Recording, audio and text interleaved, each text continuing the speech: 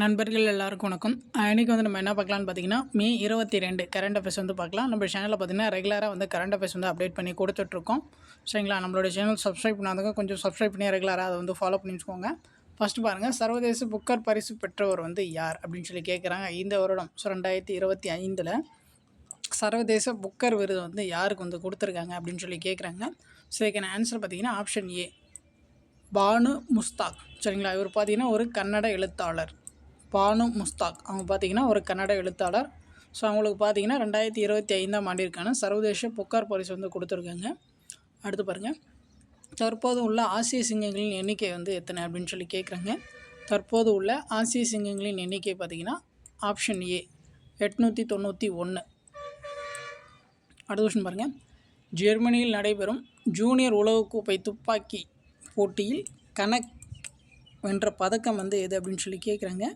So junior உலகக்கோப்பை துப்பாக்கி சுடும் போட்டி வந்து எங்கே நடக்குதுன்னு பார்த்துக்கோங்க, ஜெர்மனியில். அதில் பார்த்தீங்கன்னா இந்தியாவை சேர்ந்த கானக் வந்து ஸோ என்ன பதக்கம் வந்து வென்றார் அப்படின்னு தான் வந்து கொஷின். இதுக்கான ஆன்சர் பார்த்தீங்கன்னா ஆப்ஷன் ஏ, தங்க பதக்கம் வந்து ஜெயிச்சிருப்பார். அடுத்து பாருங்கள், ஸோ இந்தியாவிற்கான இலங்கை தூதர் வந்து யார் அப்படின்னு சொல்லி கேட்குறாங்க. இந்தியாவிற்கான இலங்கை தூதர். ஸோ இதுக்கான ஆன்சர் பார்த்தீங்கன்னா ஆப்ஷன் ஏ, பழனி.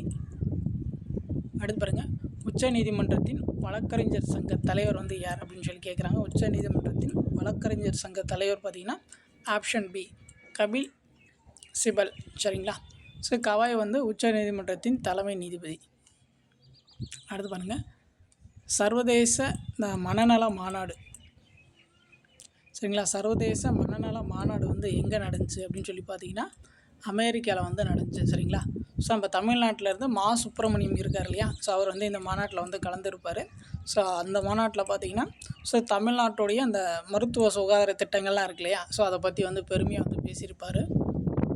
ஸோ அவ்வளோதான். ஸோ இன்றைக்கி எனக்கு கரண்ட் அஃபேர்ஸ் வந்து அவ்வளோதான். சரிங்களா? ஸோ அவ்வளோதான். உங்களுக்கு வேறு ஏதாச்சும் டவுட் இருந்துச்சுன்னா நீங்கள் வந்து கமெண்ட் பண்ணுங்கள், நம்ம வந்து ரெஸ்பான்ஸ் பண்ணுவோம்.